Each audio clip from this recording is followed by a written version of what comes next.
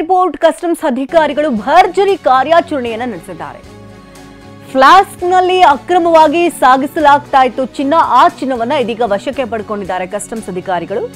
ಸೌದಿಯ ಝೇದಾ ಏರ್ಪೋರ್ಟ್ನಿಂದ ಬಂದಿದ್ದಂತಹ ಪ್ರಯಾಣಿಕ ಆಯ್ತ. ಫ್ಲಾಸ್ಕ್ನ ಒಳಗೆ ಚಿನ್ನವನ್ನ ಪೇಸ್ಟ್ ಮಾಡಿದ ಪ್ರಯಾಣಿಕ.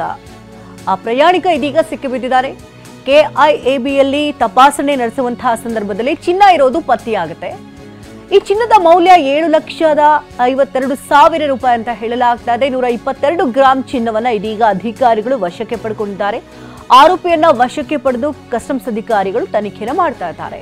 ಫ್ಲಾಸ್ಕ್ನಲ್ಲಿ ಅಕ್ರಮವಾಗಿ ಸಾಗಿಸ್ತಾ ಇದ್ದಂತಹ ಚಿನ್ನವನ್ನ ವಶಕ್ಕೆ ಪಡ್ಕೊಳ್ಳಲಾಗಿದೆ.